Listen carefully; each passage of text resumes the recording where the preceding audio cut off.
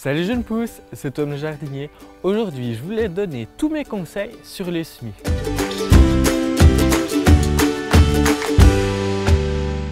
On est à la fin avril et il y a beaucoup de semis à faire au jardin et je voulais vous donner quelques astuces pour les réussir de manière inratable.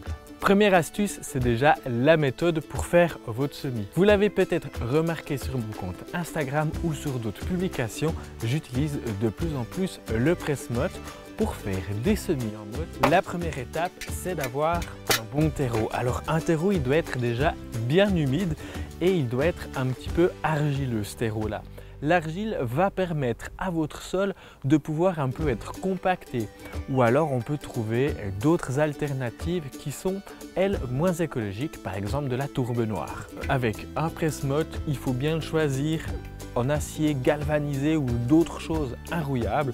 C'est ce que j'ai trouvé de plus solide et c'est avec ça que je réussis la plupart de mes semis. Ce qu'on va faire avec ce terreau humide pratiquement détrempé, c'est que je vais essayer de venir ici remplir mes trous. Alors on peut faire ça comme ça, soit essayer comme ça dans la barquette. Dans le terreau, il doit aussi pas y avoir forcément de gros morceaux et on va venir presser, remonter et là on peut avoir 4 petites mottes pour notre semis. Dans ces mottes assez denses, les semis vont pouvoir germer, coloniser toute la motte et il faudra évidemment bien les tenir humides et là on aura des bons semis qu'on pourra replanter dans quelques semaines au jardin. On a quelques embouts en plastique qui font déjà un pré-trou. Je vous conseille peut-être de recouvrir après vos graines avec un petit peu de sable ou un petit peu de terreau fin tamisé dessus, ça serait parfait. Pour être certain de l'efficacité et de la durabilité de votre motte, vous devez pouvoir le prendre comme ça facilement en main sans que la motte se détruise.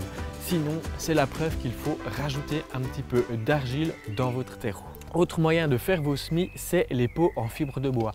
Là, je vous vois venir me dire, Tom, on en a déjà vu, il venait de l'autre bout du monde, pas forcément ce qu'il y a de plus écologique. Je vous dis que maintenant, on en trouve de plus en plus dans la jardinerie.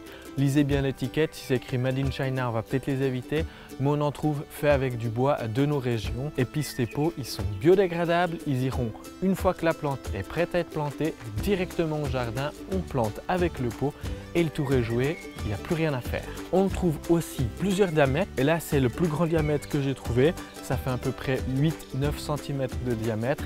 On en trouve des 5-6, là on va peut-être dans les 5-6 le persil, le basilic et toutes les aromatiques annuelles. Je pense aussi à l'aneth, je pense aussi au cerfeuil. On va mettre dans les plus grands pots tout ce qui est courge, courgettes, etc. Je trouve que c'est vraiment idéal pour mettre ces plants-là. Et éventuellement, on peut aussi repiquer des plantons de tomates quand ils sont un petit peu plus grands. Mais ça, on n'est pas dans les semis. Quand on fait des semis dans des pots de cette taille-là, on va mettre plutôt des grosses graines, courges, courgettes, comme je vous l'ai dit. Donc pas forcément besoin de mettre un terreau pour semis. Il est souvent bien plus cher. Et là, pour des grosses graines, pas besoin qu'il soit très fin. On peut y avoir quelques morceaux dedans. Vous avez aussi l'habitude de voir mes semis que je fais en cagette. Là, c'est plutôt pour des petites graines qu'il est impératif de repiquer. Je vous ai montré comment je sème les poivrons, les tomates, etc. dans ces caissettes. Plus tard dans la saison, je vais semer les bisannuels dedans, mais c'est à peu près tout. J'évite vraiment de semer comme ça les plants en caissette, ça demande beaucoup de manutention et il faut pratiquement à chaque fois un repiquage avant la plantation ou avant un rempotage dans un pot, ce qui est assez complexe. Et puis là, il faut terreau de semis, crible, etc. pour avoir des beaux résultats. Avant de vous parler d'une solution qui pour moi est vraiment géniale, la plaque alvéolée, je vous invite à vous abonner à ma chaîne YouTube, à activer la petite cloche pour être tenu informé de chacune de mes sorties de vidéos. Et si vous avez aimé ma vidéo, de mettre un petit pouce en l'air. Je vous parlais donc de la plaque alvéolée. Pour moi, ça a vraiment été un truc qui a changé ma vie quand je fais des semis. Pourquoi? Parce que simplement, on a pratiquement l'avantage d'une plaque de semis et on a des plaques qui sont réutilisables à l'infini. C'est pas comme ces petites barquettes qu'on trouve souvent dans le commerce pour faire ses semis. Là, elles sont durables, le plastique est dur et elles sont réutilisables pratiquement à l'infini. Je dois bien vous l'avouer, il y a quand même quelques inconvénients. Il y a 77 ou 77, tout dépend dans quelle région de la France vous êtes, alvéoles sur cette plaque et ça fait quand même beaucoup de plantons. Par contre, vous pouvez les utiliser en ligne ou en colonne et là vous aurez 11 ou 7 alvéoles par plante. Il suffira de bien mettre la petite étiquette et comme ça, vous savez ce que vous avez semé. Mais c'est aussi idéal pour semer pratiquement tous les légumes, les blettes, les salades, les betteraves, les céleris. Bref, j'en passe et des meilleurs. Il faudra juste bien les étiqueter, faire attention que les graines ne vont pas d'une alvéole à une autre. Et en jardinerie, vous en trouverez avec plus ou moins d'alvéoles. Voilà, je vous ai tout dit sur mes techniques pour faire des semis. Si vous avez la moindre question, les commentaires juste en dessous de la vidéo sont là pour ça.